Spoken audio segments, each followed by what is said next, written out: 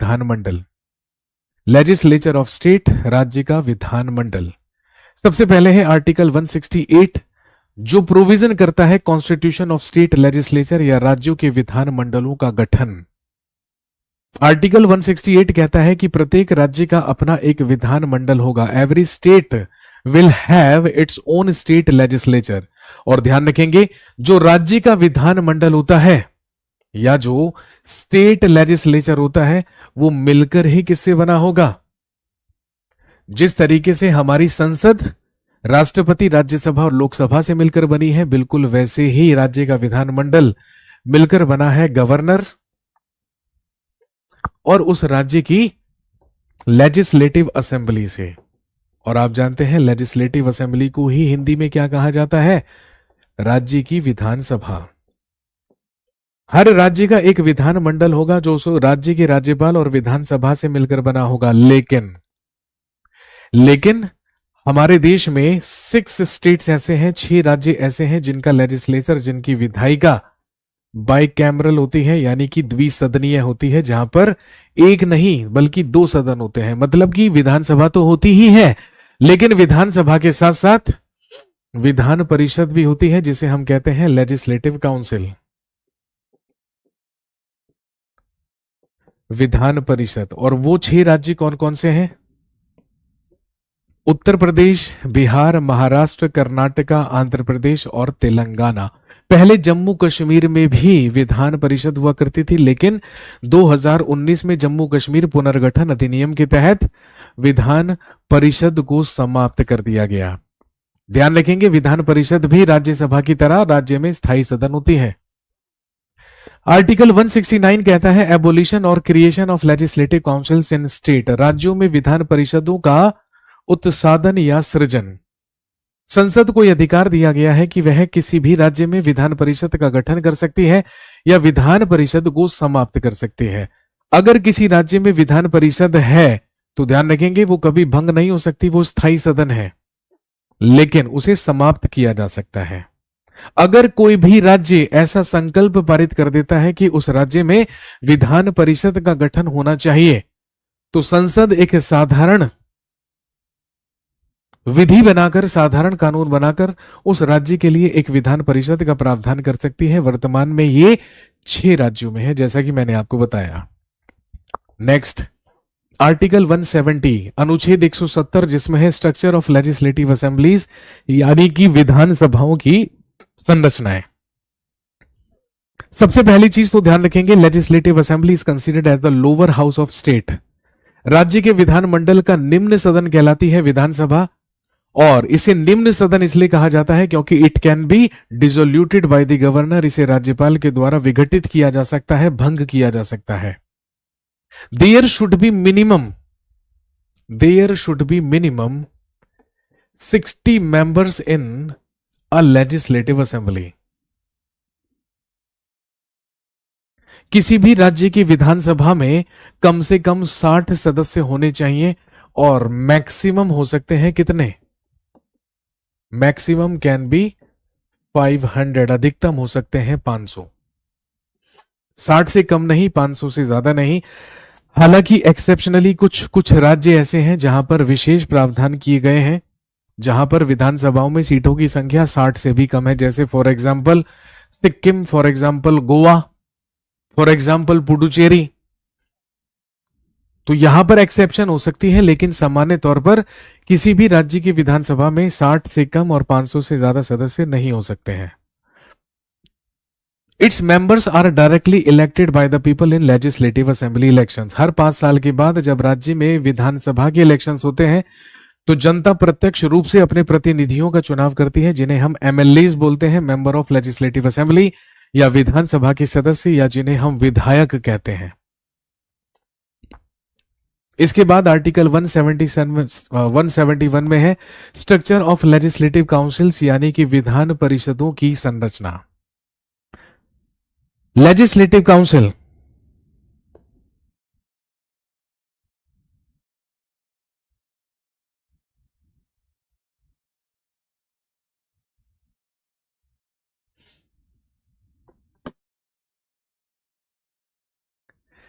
Legislative council is considered as the upper house of the state legislature. राज्य के विधानमंडल का उच्च सदन कहलाती है विधान परिषद। और दोस्तों ध्यान रखेंगे, उच्च सदन इसलिए कहलाती है क्योंकि इसे कभी भी भंग नहीं किया जा सकता, इसे कभी भी विघटित नहीं किया जा सकता। ये राज्य के विधानमंडल का स्थायी सदन होती है। किसी भी राज्य में अगर विधान परिषद है तो उसमें मिनिमम 40 मेंबर्स होने चाहिए और मैक्सिमम हो सकते हैं 1/3 ऑफ एमएलएज, यानी कि विधानसभा के सदस्यों का 1/3 अधिकतम हो सकते हैं, यानी कि 40 से कम नहीं और उस राज्य में जितने एमएलए हैं उसके 1/3 से ज्यादा नहीं। लेकिन विधान परिषद के जो सदस्य होते हैं वो कहां से आते हैं? सबसे पहली चीज तो ध्यान में रखेंगे, इसके 1/6 मेंबर्स, इसके 1/6 सदस्य are nominated by the governor. इसके 1/6 सदस्य राज्यपाल के द्वारा मनोनीत किए जाते हैं। जैसे राष्ट्रपति राज्यसभा में 12 सदस्यों को मनोनीत करता है, बिल्कुल वैसे ही विधान परिषद के 1/6 सदस्यों को राज्यपाल के द्वारा मनोनीत किया जाता है, नॉमिनेट किया जाता है। इसके अलावा ध्यान रखेंगे, इसके 1/3 मेंबर्स, 1/3 सदस्य are elected by municipalities members. इसके 1/3 सदस्यों को नगर पालिकाओं और जिला बोर्डों के सदस्यों के द्वारा निर्वाचित किया जाता है, जिसके लिए अप्रत्यक्ष निर्वाचन या इनडायरेक्ट इलेक्शन प्रोसेस की क्या की जाती है, जिसको इनडायरेक्ट इलेक्शन प्रोसेस को फॉलो किया जाता है। इसके अलावा 1/3 मेंबर्स, इसके 1/3 सदस्य आर इलेक्टेड बाय एमएलएस। इसके 1/3 सदस्य विधानसभा के सदस्यों के द्वारा निर्वाचित किए जाते हैं। इसके अलावा 1/12 मेंबर्स, 1/12 सदस्य चुने जाते हैं यूनिवर्सिटी ग्रेजुएट्स के द्वारा, यानी कि विश्वविद्यालय स्नातकों के द्वारा, लेकिन वो स्नातक जो अपनी डिग्री 3 साल या उससे पहले कंप्लीट कर चुके हैं। और ध्यान रखेंगे, बच्चे कितने? 1/12 सदस्य। तो इसके 1/12 सदस्य चुनते हैं एक निर्वाचन मंडल जो मिलकर बना होता है स्कूल एंड कॉलेज टीचर्स से। यह है विधान परिषद की संरचना, जिसको आर्टिकल 171 अनुच्छेद 171 में परिभाषित किया गया है। क्लियर हो गई बात? Next, article 172 duration of state legislatures, राज्य के विधान मंडलों की अवधि।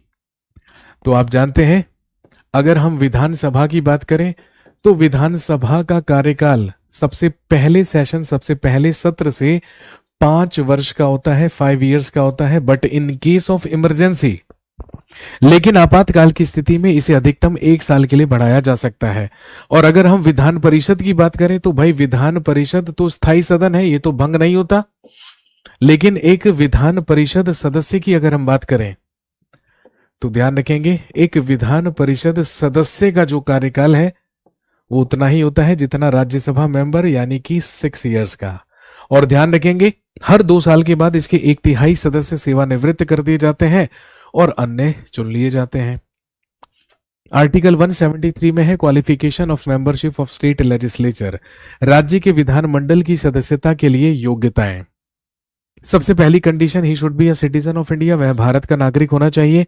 He should not be insane और इंसॉल्वेंट, वह पागल या दिवालिया नहीं होना चाहिए। इसके अलावा हिज एज शुड बी, अगर हम एज की बात करें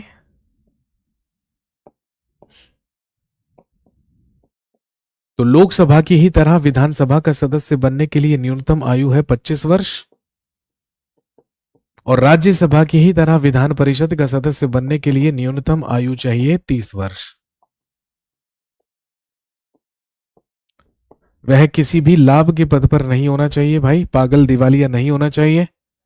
कम से कम 25 साल का हो तो विधानसभा के लिए नॉमिनेशन भर सकता है, और अगर कम से कम 30 साल का है तो विधान परिषद का सदस्य बन सकता है। Next, article 174 sessions prorogation and dissolution of state legislature. राज्य के विधानमंडल के सत्र, सत्रावसान और विघटन। कहने का मतलब this article is similar to article 85 of Indian constitution. Article 85 में हमने सेम बात की थी, लेकिन वो राष्ट्रपति के लिए लागू थी। यहां पर ये राज्यपाल के लिए लागू है। यानी कि राज्य के विधानमंडल में समय समय पर सत्र बुलाया जाना ये राज्यपाल की ड्यूटी है, ये राज्यपाल का कर्तव्य है। राज्यपाल ही राज्य विधानमंडल के दोनों सदनों को समय समय पर सत्र के लिए बुलाएगा। दो सत्रों के बीच की अवधि 6 महीने से ज्यादा नहीं हो सकती। वही सत्र बुलाएगा यानी कि सत्र आहूत करेगा, वही सत्र की समाप्ति यानी कि सत्रावसान करेगा, और जरूरत पड़ने पर राज्यपाल के ही द्वारा मंत्री परिषद की सलाह पर विधानसभा को विघटित या भंग किया जा सकता है। Article 175 right of governor to address and send messages to the house और हाउसेस। बिल्कुल वही जो हमने आर्टिकल 86 में पढ़ा था राष्ट्रपति के लिए। यहां पर कहता है कि सदन या सदनों में अभिभाषण और उनको संदेश भेजने का राज्यपाल का अधिकार। राज्यपाल चाहे तो किसी भी लंबित विधेयक के सिलसिले में विधानमंडल के किसी भी सदन में कोई संदेश भेज सकता है या उसे संबोधित कर सकता है, एड्रेस कर सकता है। Article 176 special address of governor, राज्यपाल का विशेष अभिभाषण, जो कि अनुच्छेद 176 के तहत है। इसके बाद जो हमने आर्टिकल 88 पढ़ा बिल्कुल सिमिलर है। Article 177 rights of ministers and advocate general in respect of houses. सदनों के बारे में मंत्री और महाधिवक्ता के अधिकार, यानी कि राज्य का महाधिवक्ता, मैंने आपको बताया आर्टिकल 177 के तहत कभी भी जाकर उच्च न्यायालय, विधानसभा या विधान परिषद में बैठ सकता है, जाकर बहस भी कर सकता है, लेकिन विधेयकों पर मत करने का अधिकार उसे नहीं दिया जाएगा। Next, article 178 provision of speaker and deputy speaker of legislative assembly, विधानसभा के अध्यक्ष एवं उपाध्यक्ष।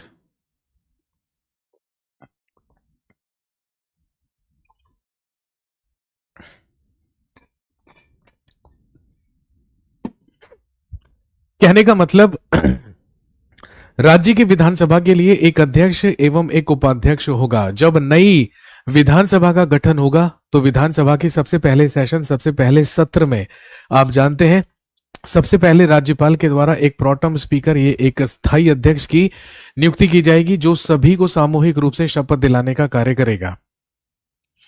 और आप अच्छी तरीके से जानते हैं कि फिर विधानसभा के सदस्य ही अपने में से एक स्पीकर और एक डेप्यूटी स्पीकर का चयन करेंगे, एक अध्यक्ष और एक उपाध्यक्ष का चयन करेंगे आर्टिकल 178 के तहत। आर्टिकल 179 ये कहता है vacancy, resignation and removal of speaker and deputy speaker.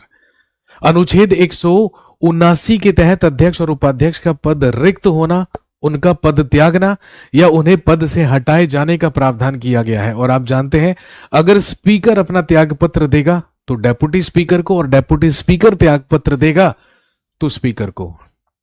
Next, power of deputy chairman और other persons to perform the duties of the office of chairman और एक्ट एज अ चेयरमैन। अध्यक्ष के पद के कर्तव्यों का पालन करने या अध्यक्ष के रूप में कार्य करने की उपाध्यक्ष या अन्य व्यक्ति की शक्ति। तो भाई आप अच्छी तरीके से जानते हैं कि अगर विधानसभा अध्यक्ष अपने पद पर नहीं होगा या गैर मौजूद होगा, अनुपस्थित होगा, तो उसकी अनुपस्थिति में उपाध्यक्ष के द्वारा ही उसका कार्यभार संभाला जाएगा। Article 181 not to preside while a resolution for the removal of chairman और deputy chairman from his office is pending. जब अध्यक्ष या उपाध्यक्ष को उसके पद से हटाने का कोई संकल्प विचाराधीन होता है तो उस समय उसके द्वारा या उन दोनों के ही द्वारा अपने अपने सदनों की अध्यक्षता नहीं की जाएगी। वो दोनों पीठासीन नहीं होंगे क्योंकि उन्हें उनके पद से हटाए जाने की प्रक्रिया चल रही है, प्रोसेस चल रही है। Next, article 182 chairman and deputy chairman of the legislative council. तो जिस तरीके से हमने विधानसभा के लिए एक अध्यक्ष और एक उपाध्यक्ष की बात कही, बिल्कुल वैसे ही अनुच्छेद 182 में विधान परिषद के लिए एक सभापति और एक उपसभापति का प्रावधान अनुच्छेद 182 में किया गया है। जब राज्य में विधान परिषद का गठन होगा तो भाई विधान परिषद के सदस्य ही अपने में से एक सभापति और एक उपसभापति का चयन करेंगे। आर्टिकल 183 कहता है कि सभापति और उपसभापति का पद रिक्त होना, पद त्याग और पद से हटाया जाना। अनुच्छेद 183 के तहत ही इनके रेजिग्नेशन, वैकेंसी और रिमूवल की बात की गई है। अगर विधान परिषद का सभापति अपना त्यागपत्र सौंपता है, अपना पद त्यागता है, तो वो अपना इस्तीफा, अपना त्यागपत्र उपसभापति को देगा और उपसभापति अपना त्यागपत्र सभापति को सौंपेगा। Article 184, power of deputy chairman और other person to perform the duties of the office of chairman और टू एक्ट एज चेयरमैन। सभापति के पद के कर्तव्यों का पालन करने या सभापति के रूप में कार्य करने की उपसभापति एवं अन्य व्यक्ति की शक्ति। वही जो मैंने अभी अभी आपको बताया कि जब विधान परिषद का सभापति अनुपस्थित होगा, अपने पद पर नहीं होगा, तो उसके कार्यभार को संभाला जाएगा उपसभापति के द्वारा, या उस व्यक्ति को, या वो व्यक्ति जिसे चयनित किया जाता है, जिसे ऐसे प्रयोजन के लिए नियुक्त किया जाता है राज्यपाल के द्वारा। इसके बाद आर्टिकल 185 में है, not to preside while a resolution for the removal of chairman और deputy chairman from his office is pending. अगर विधान परिषद के सभापति या उपसभापति को पद से हटाने का कोई संकल्प विचाराधीन है तो वो पीठासीन नहीं होंगे, अध्यक्षता नहीं करेंगे। सेम पहले विधानसभा के लिए बात कही गई, अब विधान परिषद के लिए। इसके बाद आर्टिकल 186 में है, salaries and allowances of speaker and deputy speaker and chairman and deputy chairman. विधानसभा के अध्यक्ष और उपाध्यक्ष और विधान परिषद के सभापति और उपसभापति के वेतन एवं भत्तों के विषय में। Article 187, secretariat of the state legislature, राज्य के विधान मंडल का सचिवालय का प्रोविजन किया गया है आर्टिकल 187 में। आर्टिकल 188, ओथ और अफर्मेशन बाय मेंबर्स, सदस्यों द्वारा शपथ या प्रतिज्ञान। और आप जानते हैं विधानसभा के सदस्यों को शपथ दिलाने का कार्य कौन करता है? प्रोटम स्पीकर, अस्थायी अध्यक्ष। आर्टिकल 189 में है, voting in the house, power of the house to act notwithstanding vacancies and quorum. संसद की गणपूर्ति, quorum of the parliament is 1/10, जिसको हमने आर्टिकल 100 में पढ़ा। बिल्कुल वैसे ही प्रत्येक राज्य के विधानमंडल का भी एक कोरम, एक गणपूर्ति होती है। ऑब्वियसली वो भी कितनी होती है? 1/10। यानी कि अगर सदन में सत्र की शुरुआत करनी है तो वहां पर कम से कम 1/10 सदस्यों का मौजूद होना अनिवार्य है, जरूरी है। नेक्स्ट आर्टिकल 190, जिसमें है वैकेंसी ऑफ सीट्स, यानी कि स्थानों का रिक्त होना। आर्टिकल 191 में है, डिस्क्वालिफिकेशन ऑफ मेंबरशिप, या सदस्यों के लिए निर्हरताएं। बिल्कुल वही जो हमने पढ़ी थी, किसमें? आर्टिकल 101 और 102 में। वही बात आर्टिकल 191 में कही गई है। आर्टिकल 192 में है, decisions on questions relating to disqualification of members, सदस्यों की निर्हरताओं से संबंधित प्रश्नों पर विनिश्चय।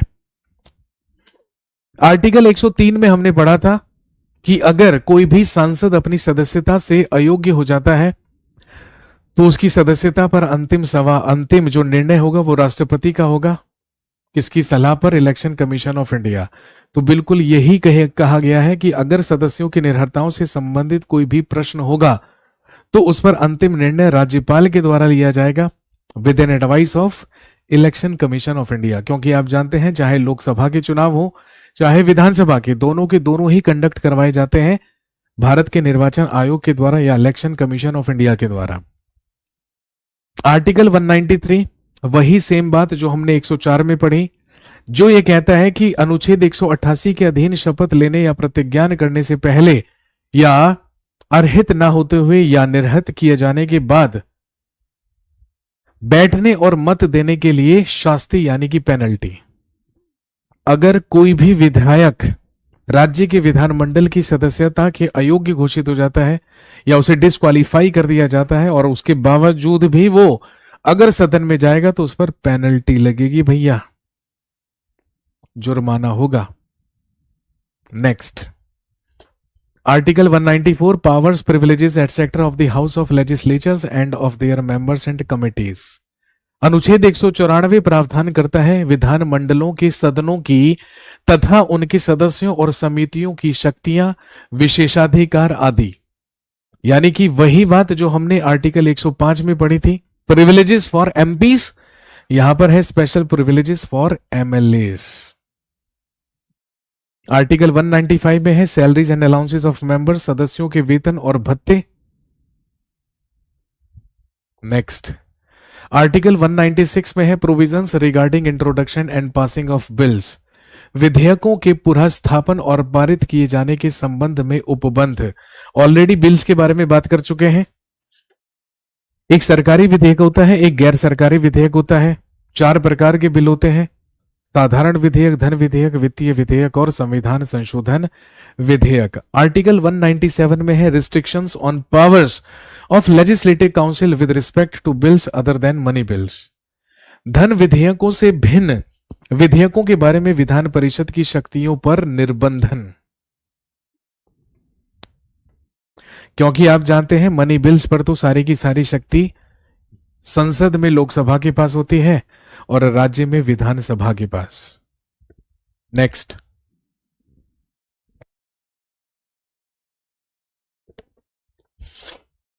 इसके बाद है आर्टिकल 198 अनुच्छेद 198 special procedure in respect of money bills.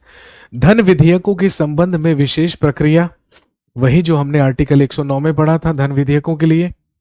इसके बाद आर्टिकल 199 में है definition of money bill same as article 110। हमने पार्लियामेंट में आर्टिकल 110 में मनी बिल या धन विधेयक की परिभाषा पढ़ी थी और राज्य विधानमंडल में धन विधेयक की परिभाषा आर्टिकल 199 में है। इसके बाद आता है आर्टिकल 200 असेंट टू बिल्स या विधेयकों पर अनुमति, सेम एज आर्टिकल 111।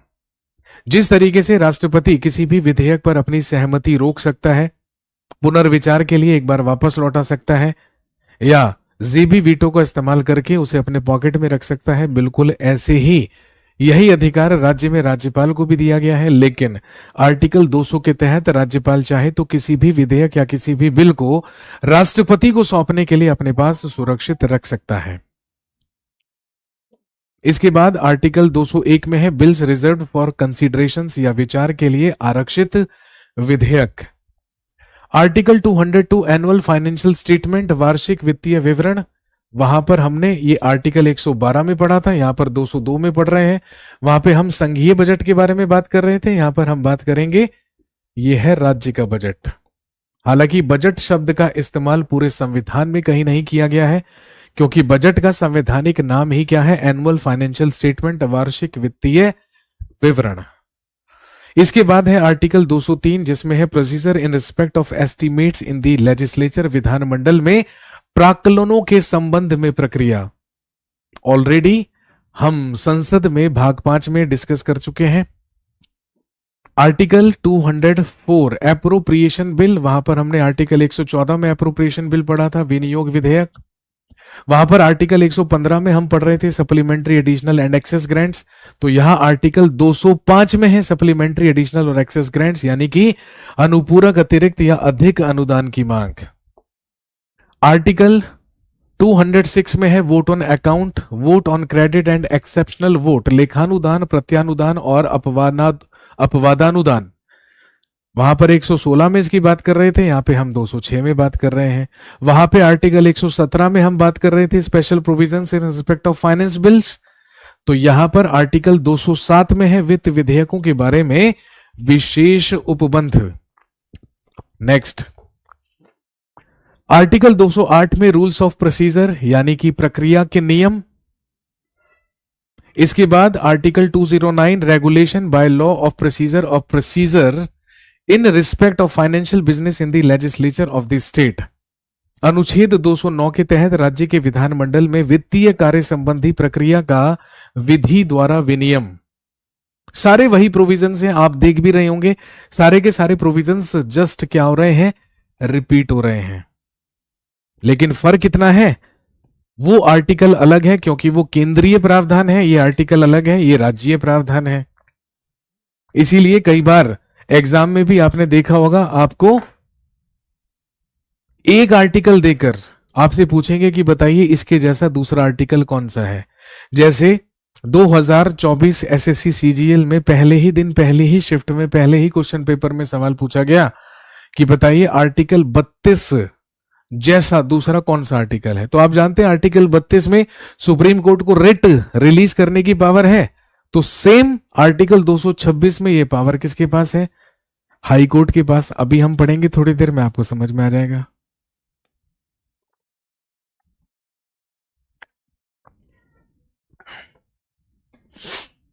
इस वीडियो को इस सेशन में बिल्कुल भी, है ना, इस वीडियो को बिल्कुल भी हल्के में लेने की जरूरत नहीं है। ये वीडियो, ये सेशन इतनी ज्यादा हेल्पफुल होने वाली है ना, एक दिन में पॉलिटी आप तैयार कर सकते हैं।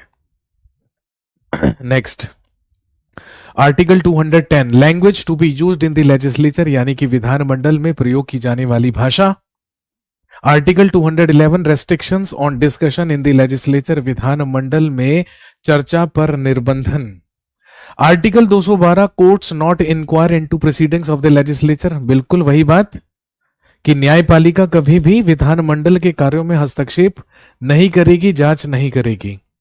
और लास्ट, स्टेट लेजिस्लेचर में आर्टिकल 213 में है लेजिस्लेटिव पावर ऑफ गवर्नर, राज्यपाल की विधायिक शक्ति जो है, power of the governor to promulgate ordinances during recess of the legislature. अनुच्छेद 213 वही बात करता है जो अनुच्छेद 123 बात कर रहा था राष्ट्रपति के लिए। विधानमंडल के विश्रांति काल में अध्यादेश जारी करने की राज्यपाल की शक्ति है। तो कहने का मतलब राष्ट्रपति को अनुच्छेद 123 में और राज्यपाल को अनुच्छेद 213 में अध्यादेश जारी करने की शक्ति प्राप्त हुई है। इसके बाद स्टेट जुडिशरी, राज्य की न्यायपालिका जो